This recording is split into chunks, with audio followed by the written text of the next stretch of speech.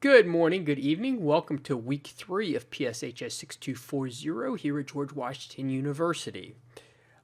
Just want to start off with announcements. Adobe Connect session, January 25th. That's next Friday at 9 p.m. Eastern Standard Time. Again, Group 1 will be briefing. And as I mentioned earlier, if everyone in your group can't make it, that's fine. I understand there's time zone issues, but it's just make sure you have at least a briefer and a couple other people to help if there's any issues with questions. And again, that's 9 p.m. Eastern Standard Time. What I'm going to do is I'm going to send a web link out to the class on Monday, and that I suggest just making sure your briefing can work on the web link and your computer is adapted to it, or WebEx web link, so you can log in. I'll send that to everyone, so everyone is welcome to sit in on the briefing. It is not mandatory, but it might be a good idea to get ideas for the course or get ideas for your papers if you want to touch it up at the end based on what Group 1 presents. So that'll be going on Friday, and if you have any questions, that's my office hours as well, so feel free to talk to me one-on-one either before their presentation or after their presentation. So paper due is next Sunday. That is when everyone else, if you're not in Group 1, will be handing in their paper, so keep that in mind. Do not wait till the last second. And I just want to say a thing about grading for paper 1. I am going to, I don't want to say grade harshly, but I'm probably going to be grading a little bit harder than you might see on the participation sections. And even if you do a good paper, I'm going to point out errors in your analysis, flaws in your analysis as well. Everyone's going to have flaws in their analysis. Even the people that I've assigned as readings who are great thinkers on terrorism and what is terrorism and those types of issues, they have flaws in their analysis. So I'm going to point them out. Don't take this personally, but I do think I have an obligation to point out where there might be flaws in your analysis, flaws in your writing, and other areas that I think you can improve on. But again, I can't emphasize enough. I've had a few incidents in the past where people took it far too personally. I'm not criticizing your baby here. I'm just, again, pointing out potential improvement areas. And everyone will have those improvement areas for this paper. For the briefing, again, look 20 to 25 minutes, PowerPoint briefing, send the slides to me ahead of time so I can upload them into WebEx. Okay, so review of last week. Before we actually go into it, please pause me and look at the sample paper that I sent. Okay, so welcome back, and that should give you an idea of what I'm looking for the paper. And I can't emphasize this enough, those facets of terrorism, what distinguishes terrorism from all other issues is what I wanted you to emphasize on. And I don't want 20 or 15 facets. I'm going to list a whole bunch here, but I don't want them all listed. I want you to drill down 2 or 3, 4 maximum that you think makes the issues assigned in the paper terrorism or not acts of terrorism. And again, you're pointing the finger here. You're telling somebody that they're a terrorist. So make sure you back it up with evidence and strong points so that, again, someone could be convicted on terrorism or absconded from terrorism, depending on how you define it going forward.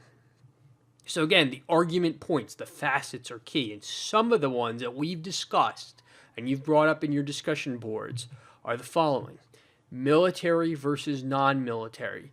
Many of you, again, brought this up. An IED attack in Iraq is a target. It's a military target, and it should not be considered terrorism.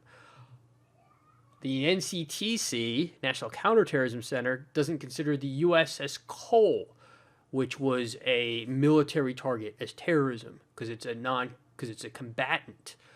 Fort Hood shooting, is that terrorism? Because again, that was focused largely on a combatant target or on a military target.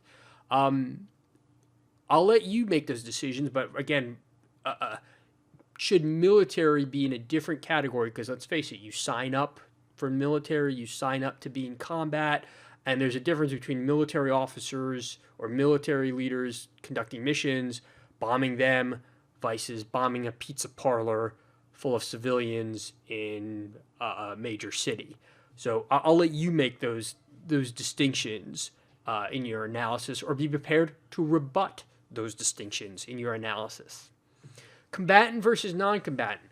I taught this course for 5-6 years, and no one ever brought this issue, and now people in the last year or so have brought this issue up, and I'm not completely sure why, but a lot of, and people brought it up in this discussion board this past week.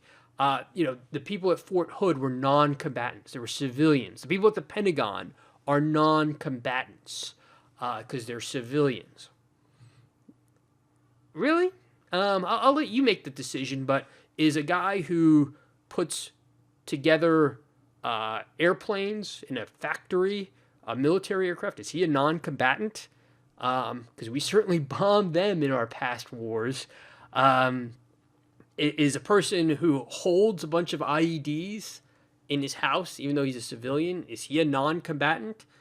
And likewise, is the guy at Fort Hood who's a civilian, but he's preparing soldiers to go to war, is he a non-combatant? Is the guy working a desk job at the Pentagon a non-combatant? I'll let you decide on what you consider a combatant or non-combatant in this case. But again, that the distinction, we lumped in those people with the military, but maybe there should be a separate distinction. Maybe there shouldn't be. I'll let you decide on a civilian who might be in a battle position. State versus non-state. Again, I brought this up in the lecture. Many people would say it can't be terrorism if it's the United States doing it with B-17 bombings or B-29 bombings in Japan and Germany. Okay, but again, but it has to be a non-state actor. Well, again, there's issues with this. Certainly, states sponsor terrorism. Iran, Syria, they do use terrorists. Pakistan, they do sponsor terrorism. So you can't just say because it's a state, it can't be terrorism. And then that also brings the argument, just because the U.S. uses Tomahawk missiles or a evolved country uses F-16s and precision-guided weapons, does that automatically make it non-terrorism? Just because you're killing people in a rich man's way as opposed to using a poor man's IED? That's, again, things to argue about in your paper. Targeting within or outside the locus of conflict. The FLN, as you read about this past week, the Algerian independence movement, they focused their targeting against Algerians and French in Algeria itself. And many people say that makes them freedom fighters. If they had targeted Paris, Lyon, or any place in France, would that cross the line? Because Paris was not within the locus of conflict of the Algerian independence movement. That might make the FLN a terrorist movement, if you didn't think so already. Let's broaden the aperture here a little bit. Many of you said, well, the IED in Iraq, that's not terrorism because that's in a combat zone.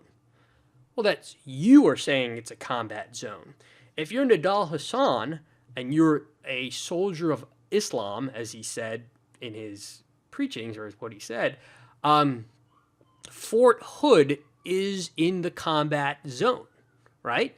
They are using soldiers at Fort Hood to prep to go fight your brethren in Iraq. That is in the combat zone, or is it? I'll let you decide. The USS Cole in Yemen, people said that's terrorism because that's in a non-combat area.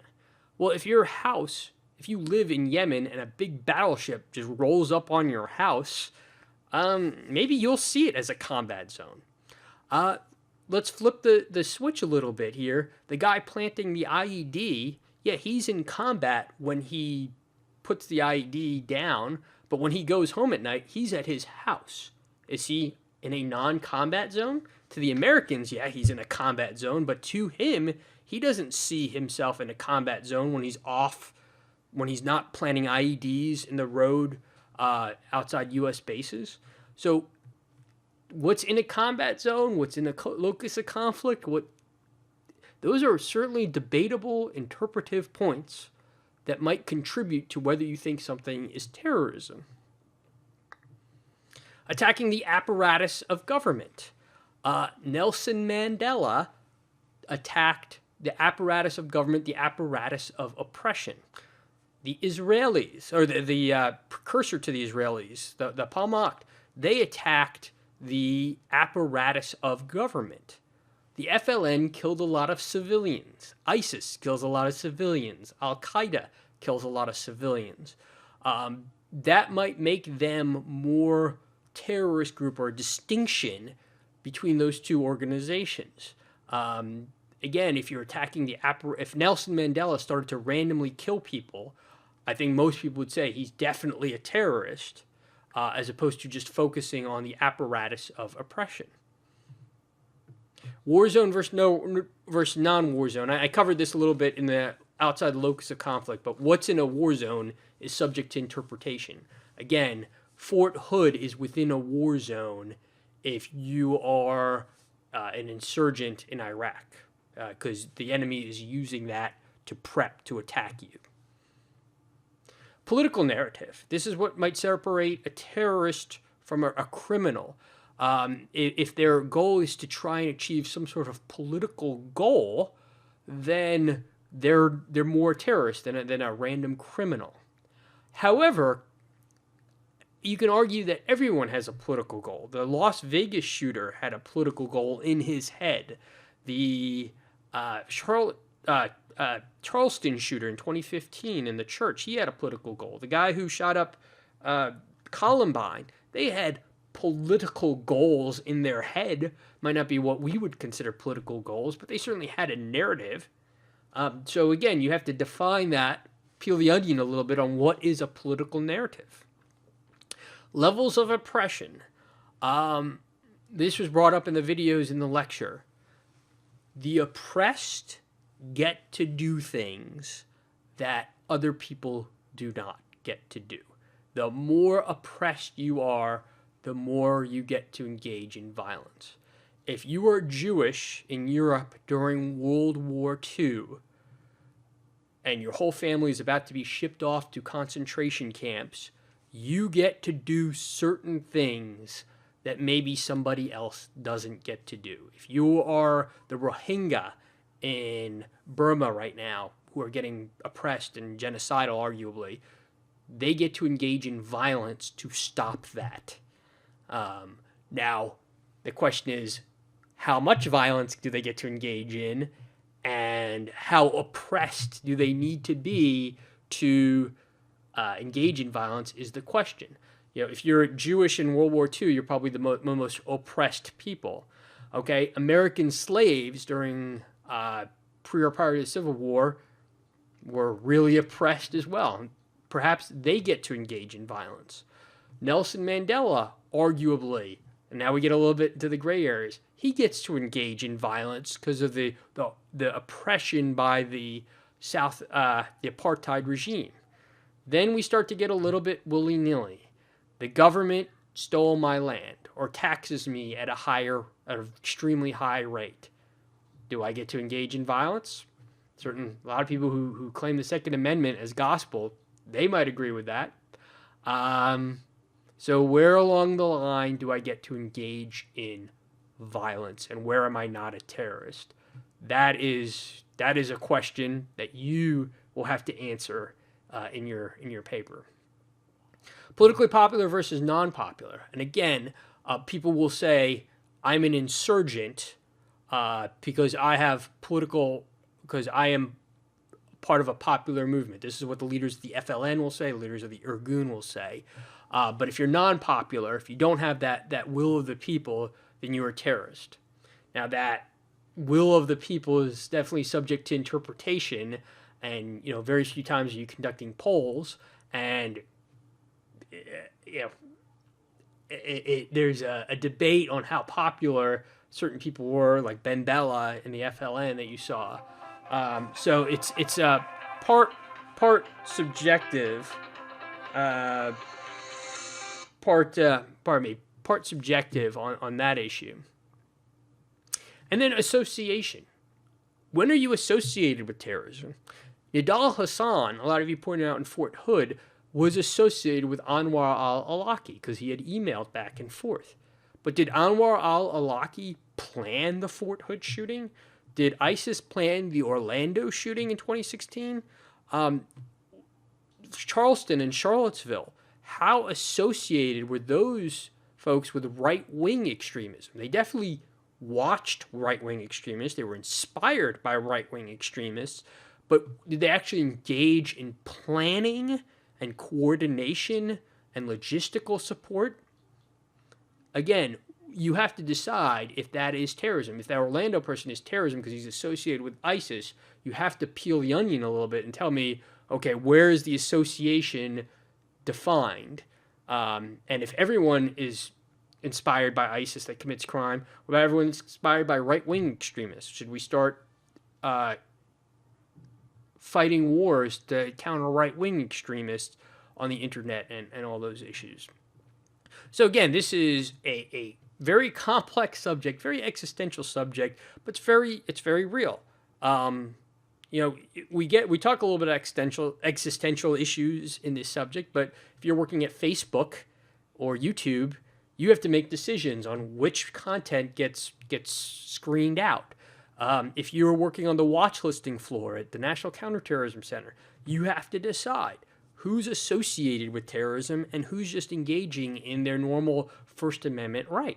So this is these questions are very relevant in today's environment.